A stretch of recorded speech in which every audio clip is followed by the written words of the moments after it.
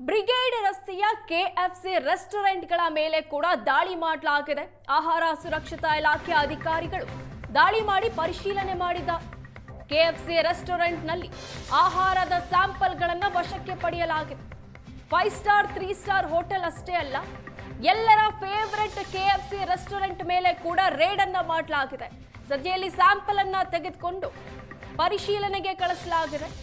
ಆಹಾರ ಸುರಕ್ಷತಾ ಇಲಾಖೆ ಅಧಿಕಾರಿಗಳು ರೇಡ್ ಅನ್ನ ಮಾಡಿ ಸ್ಯಾಂಪಲ್ ಅನ್ನ ತೆಗೆದುಕೊಂಡಿದ್ದಾರೆ.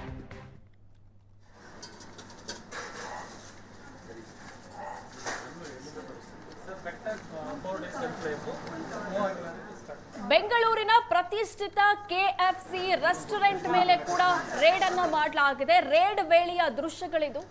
ಅಧಿಕಾರಿಗಳು ಕೆಎಫ್ಸಿ ರೆಸ್ಟೋರೆಂಟ್ ಅಲ್ಲಿ ಸಿಕ್ಕಂತಹ ಆಹಾರದ ಸ್ಯಾಂಪಲ್ಗಳನ್ನು ಕಲೆಕ್ಟ್ ಮಾಡಿದ್ದಾರೆ. ಸ್ಪಾಟ್ ಅಲ್ಲೇ ಪರಿಶೀಲನೆ ಕೂಡ ಮಾಡಿದ್ದಾರೆ. ಎಷ್ಟು ದಿನಗಳಿಂದ ಇದನ್ನ ಫ್ರೀಸ್ ಮಾಡಲಾಗಿದೆ, ಎಷ್ಟು ದಿನಗಳ ಹಿಂದಿನಿತ್ತು, ಮತ್ತಿದು ಎಕ್ಸ್ಪೈರಿ ಡೇಟ್ ಏನು, ಮ್ಯಾನುಫ್ಯಾಕ್ಚರ್ ಡೇಟ್ ಏನು ಅನ್ನೋದರ ಬಗ್ಗೆ ಕಂಪ್ಲೀಟ್ ಆಗಿ ಪರಿಶೀಲನೆಯನ್ನ ಮಾಡಿದ್ದಾರೆ. ಜೊತೆಗೆ ಒಂದಷ್ಟು ಸ್ಯಾಂಪಲ್ ಅನ್ನ ಕೂಡ ಕಲೆಕ್ಟ್ ಮಾಡ್ಕೊಂಡಿದ್ದಾರೆ. ಕೆಎಫ್ಸಿ ಅಂತಂದ್ರೆ ಮಕ್ಕಳಿಂದ ಹಿಡಿದು ಹಿರಿಯರವರೆಗೂ ಬಹಳ ಆಸೆ ಪಟ್ಟು ತಿಂತಾರೆ. 3 ಸ್ಟಾರ್ 5 ಸ್ಟಾರ್ ಹೋಟೆಲ್ ಜೊತೆಗೆ ಕೆಎಫ್ಸಿ ಮೇಲೆ ಕೂಡ ರೇಡ್ ಅನ್ನ ಮಾಡಲಾಗಿದೆ. ರೇಡ್ ಸಂದರ್ಭದ ವಿಜುವಲ್ಸ್ ಇದು. ಅಲ್ಲಿನ ಚಿಕನ್ ಮತ್ತೆ ಕೆಎಫ್ಸಿ ಫ್ರೈಡ್ ಚಿಕನ್ ಅಥವಾ ಬರ್ಗರ್ ಮಾಡೋದಕ್ಕೆ ಯಾವೆಲ್ಲ ಸಾಮಗ್ರಿಗಳನ್ನು ಬಳಸಲಾಗುತ್ತೋ ಅದರ ಡೇಟ್ ಅನ್ನ, ಮ್ಯಾನುಫ್ಯಾಕ್ಚರಿಂಗ್ ಡೇಟ್ ಮತ್ತೆ ಎಕ್ಸ್ಪೈರಿಂಗ್ ಡೇಟ್ ಜೊತೆಗೆ ಸುರಕ್ಷತೆ ಬಗ್ಗೆ ಅಧಿಕಾರಿಗಳು ಪರಿಶೀಲಿಸಿದ್ದಾರೆ. ಆ ಸಂದರ್ಭದ ವಿಜುವಲ್ಸ್ ಇದು. ಬೆಂಗಳೂರಿನ ಬ್ರಿಗೇಡ್ ರಸ್ತೆಯ ಕೆಎಫ್ಸಿ ರೆಸ್ಟೋರೆಂಟ್ ಇದು.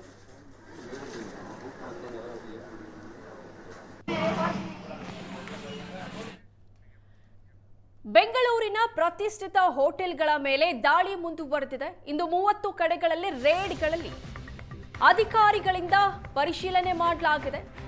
ಕೆಎಫ್ಸಿಯನ್ನ ಪರಿಶೀಲಿಸಿ ಸ್ಯಾಂಪಲ್ ಅನ್ನ ಪಡ್ಕೊಂಡಿದ್ದಾರೆ ಆಹಾರ ಸುರಕ್ಷತಾ ಇಲಾಖೆ ಆಯುಕ್ತರು. ಕೆಎಫ್ಸಿ ರೆಸ್ಟೋರೆಂಟ್ಗಳ ಮೇಲೆ ದಾಳಿ ಮಾಡಲಾಗಿದೆ. ನಿನ್ನೆ 26 ಕಡೆ ರೇಡ್ ಮಾಡಲಾಗಿತ್ತು. 11 ಹೋಟೆಲ್ಗಳಿಗೆ ನೋಟಿಸ್ ನೀಡೋದಾಗಿ ಆಯುಕ್ತರು ಮಾಹಿತಿಯನ್ನ ನೀಡಿದ್ದಾರೆ. ನಿನ್ನೆ 26 ಕಡೆ ರೇಡ್ ಮಾಡಿದ್ವಿ, 11 ಹೋಟೆಲ್ಗಳಿಗೆ ನೋಟಿಸ್ ಅನ್ನ ಕೊಟ್ಟಿದ್ದೀವಿ. ಇವತ್ತು ಕೂಡ ದಾಳಿ ಮುಂದುವರೆದಿದೆ ಅನ್ನೋ ಮಾತನ್ನ ಅಧಿಕಾರಿಗಳು ತಿಳಿಸಿದ್ದಾರೆ.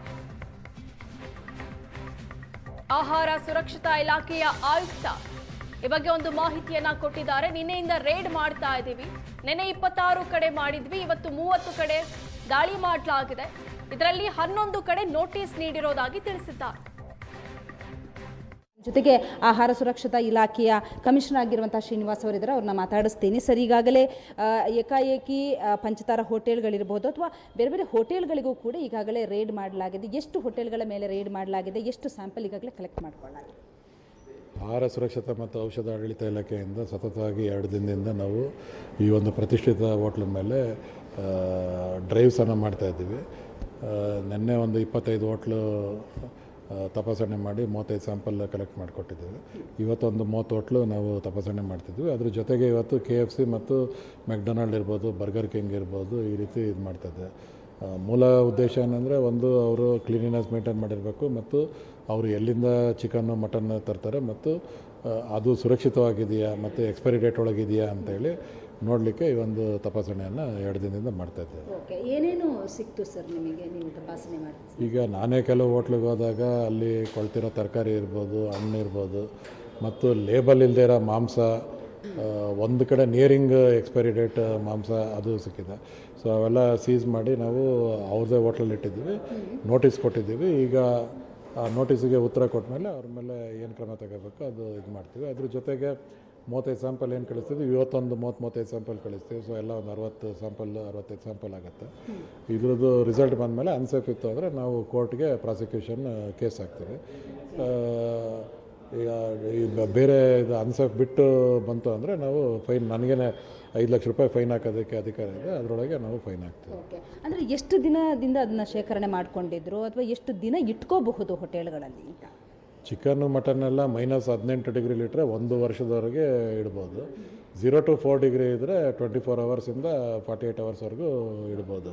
ಓಪನ್ ಆಗಿ ಇಡಲಿಕ್ಕೆ ಬರಲ್ಲ. ಸೊ ಅವರು ಎಲ್ಲ ಕರೆಕ್ಟಾಗಿ -18 ಇದರಲ್ಲೇ ಇತ್ತು, ಫ್ರೀಝರಲ್ಲೇ ಡೀಪ್ ಫ್ರೀಝರಲ್ಲೇ ಇಟ್ಟಿದ್ರು. ಬಟ್ ಲೇಬಲಿಂಗ್ ಕಂಡೀಷನ್ ಇರಲಿಲ್ಲ, ಲೇಬಲಿಂಗ್ ಇಲ್ಲ ಅಂತೇಳಿ ಅದನ್ನು ನಾವು ಸೀಸ್ ಮಾಡಿದ್ವಿ. ಓಕೆ, ಅಥವಾ ವಿದೇಶದಿಂದ ಏನಾದರೂ ಬಂದಿರುವಂಥದ್ದು ಏನಾದರೂ? ಮಾನ್ಯ ಸಚಿವರು ಹೇಳ್ದಂಗೆ ಒಂದು ಸ್ಯಾಂಪಲ್ಲು ಡೆನ್ಮಾರ್ಕಿಂದ ಮತ್ತು ಒಂದು ಸ್ಯಾಂಪಲ್ ಆಸ್ಟ್ರೇಲಿಯಾದಿಂದ ಇಂಪೋರ್ಟ್ ಮಾಡ್ಕೊಂಡಿದ್ರು.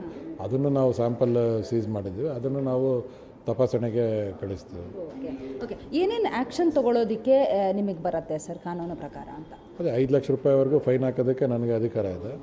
ಆಮೇಲೆ ಅದು ಅನ್ಸೇಫ್ ಬಂತು ಅಂದರೆ ಪ್ರಾಸಿಕ್ಯೂಷನ್ಗೆ ನಾವು JMFC ಎಲ್ಲಿ ಜೈಲು ಶಿಕ್ಷೆ ಬೇಕೋ ಅಲ್ಲಿ ನಾವು ಪ್ರಾಸಿಕ್ಯೂಷನ್ಗೆ JMFC ಕೋರ್ಟ್ಗೆ ಕೇಸ್ ಹಾಕ್ತೀವಿ. ಬೆಂಗಳೂರಿನಿಂದ ಕ್ಯಾಮರಾ ಪರ್ಸನ್ ಮುನಿಯ ಜೊತೆಗೆ ಮಮತಾ ಮರದಾಳ, ಏಷ್ಯಾನೆಟ್ ಸುವರ್ಣ ನ್ಯೂಸ್.